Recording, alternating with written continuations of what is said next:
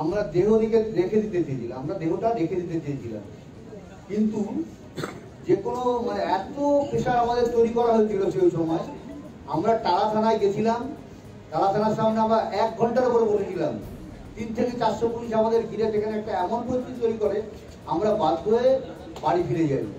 বাড়িতে গিয়ে দেখি 3 থেকে 400 পুলিশ আমার বাড়ির সামনে ব্যারিকেড করে দাঁড়িয়ে আছে। কিন্তু এই অবস্থায় আমাদের আর কোনো কিছু করার ছিল না, বাধ্য হয়ে আমরা মেয়ের দেহ দাহ করতে বাধ্য হই। কিন্তু এখানেও একটা আমার প্রশ্ন, আমার মেয়ে আজকে সেদিন মারা গেছে, শ্মশানের যে খরচ সেই খরচটা ফ্রি করে দিয়েছে কারা? আমরা জানতে পারিনি কিন্তু আজ পর্যন্ত। কেন করা হয়েছে? কেন? আমার মেয়ে আত্মার বাড়িতে খুব কষ্ট হয়েছে যে লাস্ট শেষ সময় তো সে ভেবে গেছে যে আমার বাপি এই কোটি টাকা বাপি খরচা করতে পারলো না। কি মর্মান্তিক ছিল সেই দিনটা আমার কাছে।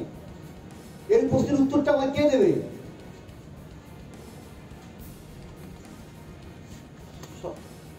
যখন আমার মেয়ের দেহ আমার ঘরে সাহিত্য ছিল, তখন ডিসি নট আমাদের ঘরের একটা গলিতে ঢুকে ঘরের ভেতরে তিনি আমাকে টাকা দেওয়ার চেষ্টা করেন এবং তার যা জবাব দেওয়ার আমরা সঙ্গে সঙ্গে সেই জবাবটা দিই। ডিসি সেন্টার ইন্দিরা মুখোপাধ্যায় বারবার প্রেস মিট করে মিথ্যা কথা বলছে, মিথ্যাচার করছে। কারণটা কি কারণে এরা করছেন এই জিনিসটা? তাই দিকে আমাদের একটা বিশাল প্রশ্ন আমাদের সবসময় মনে আসছে। আমার এই সমস্ত প্রশ্নের উত্তর কে দেবে? পুলিশ, প্রশাসন, না হাসপাতাল কর্তৃপক্ষ?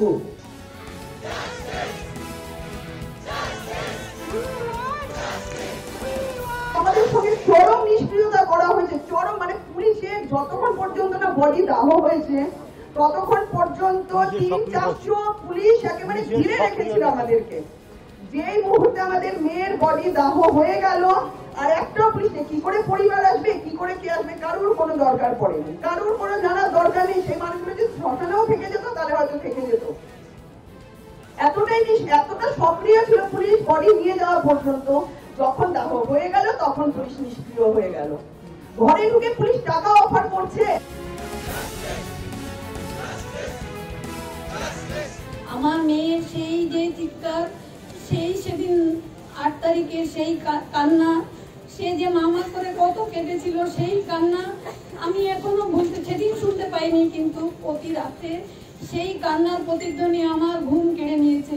এবং আমি চাই যারা আমার মেয়ের এই যে ঘটিয়েছে তারাও যেন আমার মতো ঘুমহারা হয়, তারাও যেন আমার মতো প্রতিনিয়ত এই কষ্টটা পায়।